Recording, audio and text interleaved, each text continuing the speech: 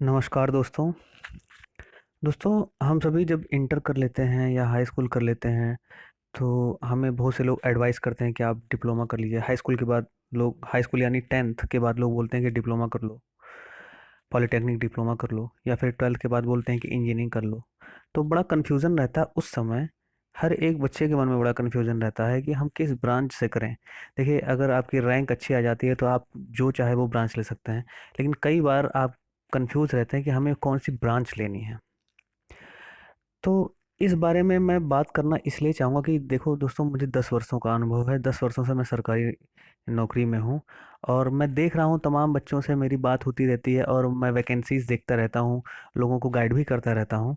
तो ये 10 वर्षों में मैंने जो एनालिसिस किया हुआ है, उससे मुझे ये पता चला कि देखिए, अगर आपको डिप्लोमा करना है, इंजीनियरिंग की किसी भी ब्रांच में डिप्लोमा करना है, तो सबसे अच्छा ब्रांच इस समय सिविल इंजीनियरिंग चल रहा है।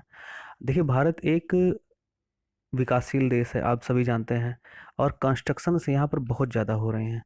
तो आप ये समझिए कि कोई भी विभाग, आप पिछले 10 सालों का आप रोज़गार समाचार उठाकर देख लीजिए, तो आपको पता चलेगा कि सबसे ज़्यादा जो वैकेंसी आई हैं सरकारी नौकरी के लिए, जूनियर इंजीनियर पद के लिए यानी डिप्लोमा होल्डर्स के लिए, वो सिविल इंजीनियरिंग में आई हैं।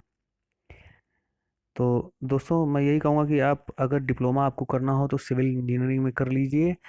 इससे आपको फ़ायदा ये होगा कि ढेर सारी सरकारी नौकरी, जैसे आपको पीडब्ल्यूडी है, लोक निर्माण विभाग यानी सिंचाई विभाग है, बीआरओ है, जो भी कंस्ट्रक्शन से रिलेटेड, या फिर जो भी बहुत से ऐसे सब विकास प्राधिकरण है, आवास विकास परिषद है, जो कॉलोनीज बनाते हैं, घर बनाते हैं इत्यादि। ठीक है, पुल जो बनाते हैं, ब्रिजेस बन रहे हैं हमारे यहाँ, सड़क बन रहा है हमारे यहाँ इंडिया में, तमाम कंस्ट्रक्शन आप अक्सर न्यूज़पेपर में देखते हो, हर जगह डिप्लोमा होल्डर्स की ज़रूरत होती है।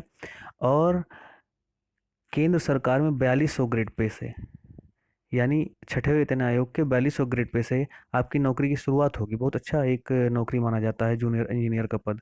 और अगर मैं इस तरह से आपको बताऊं दूसरे तरीके से, तो आप मतलब कि दूसरे तरीके आप यूँ समझिए कि मैं क्या कहना चाह रहा हूँ।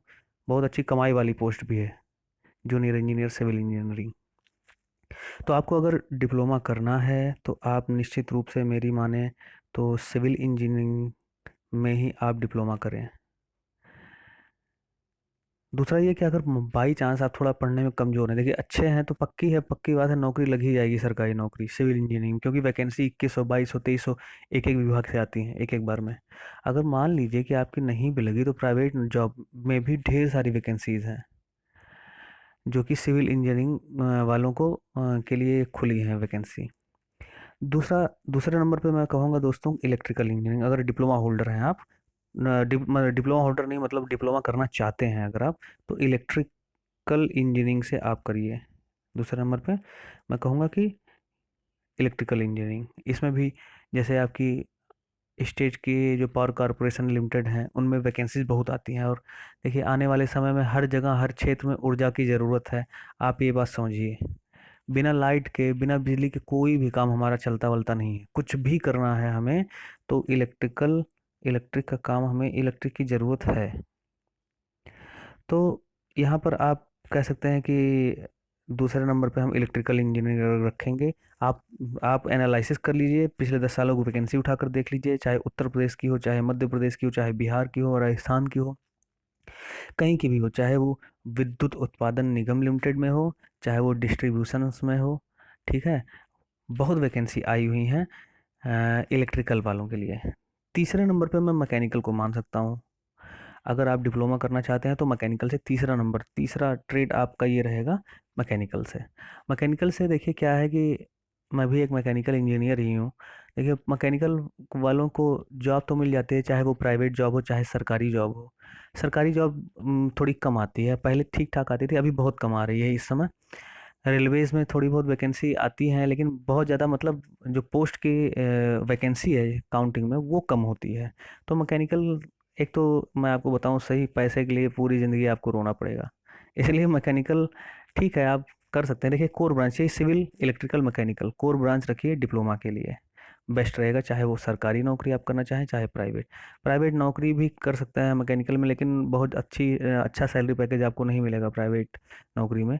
ये है कि मैकेनिकल वाले अपना जीवन यापन कर सकते हैं। अगर कुछ नहीं है जो अपने आप को बहुत गिरा हुआ महसूस करे।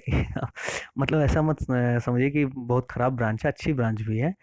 लेकिन अगर जैसे आप समझिए कि ठीक है, मैकेनिकल में पढ़ाई बहुत करनी पड़ती है, सबसे ज़्यादा पढ़ाई मैकेनिकल में आपको करनी पड़ेगी।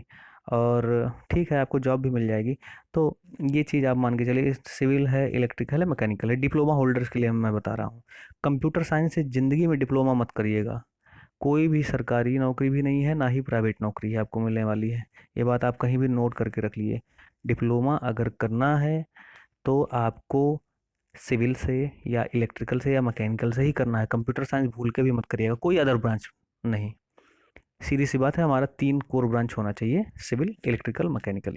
इसके अलावा कोई किसी भी ट्रेड से डिप्लोमा नहीं करना है। अब चलिए हम बात करते हैं बीटेक की, यानी डिग्री हमें किस ट्रेड में करनी। तो सेम, अगर आपको सरकारी नौकरी करनी है तो सिविल इंजीनियरिंग बेस्ट है। उसके बाद इलेक्ट्रिकल इंजीनियरिंग, फिर मैकेनिकल इंजीनियरिंग। देखिए, डिग्री लेने के बाद आप आईईएस की तैयारी कर सकते हैं, इंडियन इंजीनियरिंग सर्विसेज। उसमें भी वैकेंसी सबसे ज़्यादा सिविल में ही आती हैं, फिर मैकेनिकल में, फिर इलेक्ट्रिकल में। फिर तमाम जो कॉरपोरेशंस हैं, जैसे आपके बीएचईएल है, एनटीपीसी है, गेट के थ्रू इनमें आप जा सकते हैं। गेट का एग्ज़ाम क्वालिफाई करके डायरेक्ट इंटरव्यू दे करके।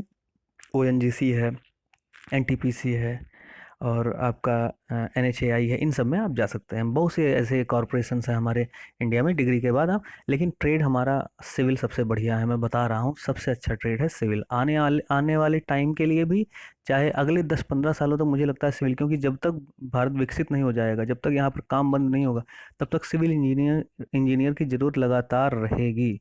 तो सबसे अच्छा मैं तो ये मान के चल रहा हूँ, चाहे आपको डिप्लोमा करना हो या डिग्री, सिविल से करें सबसे पहला। सरकारी नौकरी करनी हो तो। और अगर प्राइवेट नौकरी करनी हो डिग्री करके, फॉरेन जाना हो, खूब ढेर सारा पैसा कमाना हो, कंप्यूटर साइंस नंबर 1 है।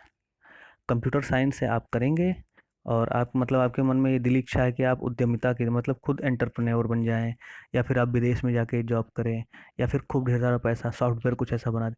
क्योंकि देखिए, हर चीज़ कंप्यूटर से रिलेटेड है। चाहे आप कोई भी काम कर रहे हैं, चाहे मोबाइल से रिलेटेड कोई काम कर रहे हैं, कंप्यूटर सॉफ्टवेयर की ज़रूरत हर जगह है, एप्लीकेशन की ज़रूरत हर जगह है। जो कंप्यूटर का मास्टर है वही इस समय धनवान है, पैसे वाला है। तो आपको कंप्यूटर साइंस में अगर आपको प्राइवेट जॉब में बहुत अच्छा करना है, खुद एंटरप्रेन्योर बनना है, या फिर फॉरेन जाना है, या फिर मतलब ढेर सारा पैसा कमाना है, तो कंप्यूटर साइंस आप ले सकते हैं। डिग्री वालों के लिए बेस्ट रहेगा प्राइवेट जॉब के लिए कंप्यूटर साइंस, और डिग्री वालों के लिए बेस्ट रहेगा सरकारी जॉब के लिए सिविल इंजीनियरिंग, यानी वही core branch, civil, electrical, mechanical. ठीक है दोस्तों। और मेरा बस यही कहना है कि आप अगर इंडिया में रहना चाहते हैं, सरकारी नौकरी करना चाहते हैं, भारतीय अभियंत्रण सेवाओं में जाना चाहते हैं, तो आप सिविल इंजीनियरिंग से ही पढ़ाई करिएगा, या मैकेनिकल से भी कर सकते हैं, या इलेक्ट्रिकल से भी कर सकते हैं। 3 कोर ब्रांच अपना भूलिएगा मत। बाकी अभी आपको बहुत से लोग बहुत सी बातें बताएंगे, कहेंगे भैया प्लास्टिक से कर लो, केमिकल इंजीनियरिंग से कर लो। ये सब सब है, सब हर जगह। देखिए, कोई भी ऐसी ब्रांच नहीं है जिसमें जॉब ना हो, लेकिन बहुत मगजमारी है, बहुत ज़्यादा परेशानी आपको झेलनी पड़ेगी। लेकिन इन कोर ब्रांच से आप किए रहेंगे, कोर ब्रांच से, तो आपको पक्का है जॉब लग जाएगी। और दूसरी बात ये है कि अच्छा, मैकेनिकल वाले बोलते हैं सर ऑटोमोबाइल से करें या मैकेनिकल से करें। तो आपको मैं बता देता हूँ, चाहे डिप्लोमा होल्डर हो आप, चाहे मतलब डिप्लोमा होल्डर नहीं, चाहे आप डिप्लोमा करना चाहते हो, या फिर आप डिग्री करना चाहते हो, तो हमेशा मैकेनिकल जो मेन ब्रांच है, मैकेनिकल में कई है, प्रोडक्शन है, ऑटोमोबाइल है, मेंटेनेंस है, तो आप रेफ्रिजरेशन है, पावर प्लांट है, तो आप सबसे अच्छा ये है कि आप मैकेनिकल, जो मेन मैकेनिकल इंजीनियरिंग यहाँ लिखा रहे वो आप लीजिए। और कई जगह पर जैसे मैकेनिकल इंजीनियरिंग ब्रैकेट में प्रोडक्शन लिखा रहता है, तो आप उसको कर सकते हैं। खाली प्रोडक्शन आईपी होता है, इंडस्ट्रियल प्रोडक्शन, उसे ना करने वैसे वो भी मैकेनिकल ही है, लेकिन कोशिश करिए उससे ना करें। मैकेनिकल जहाँ लिखा हो मैकेनिकल इंजीनियरिंग, उससे करें। ऑटोमोबाइल में देखिए, आप एक एक मतलब पर्टिकुलर सेक्टर में आप विशेषज्ञ बन सकते हैं ऑटोमोबाइल इंजीनियरिंग से करने के बाद। लेकिन और जॉब भी आपको हमेशा ऑटोमोबाइल वाले फील्ड में ढूंढनी पड़ेगी। अक्सर आप जब भी वैकेंसी देखेंगे, वहाँ पर कहीं भी ये नहीं लिखा रहता कि ऑटोमोबाइल इंजीनियरिंग में 3 वर्षीय डिप्लोमा, या ऑटोमोबाइल इंजीनियरिंग में 4 वर्षीय। हमेशा लिखा रहेगा मैकेनिकल इंग। तो मैकेनिकल से करिए, काहे को इतना दिमाग लगाना, सीधा मैकेनिकल से करिए। मैकेनिकल से करेंगे तो आप ऑटोमोबाइल सेक्टर में भी जा सकते हैं। अब एक बात और कि जैसे मान लीजिए आप आईटीआई, जो हमारे आईटीआई वाले दोस्त हैं उनकी भी मैं बता देता हूँ। तो आईटीआई आप इलेक्ट्रीशियन से करिए, बेस्ट रहेगा, या फिटर से करिए।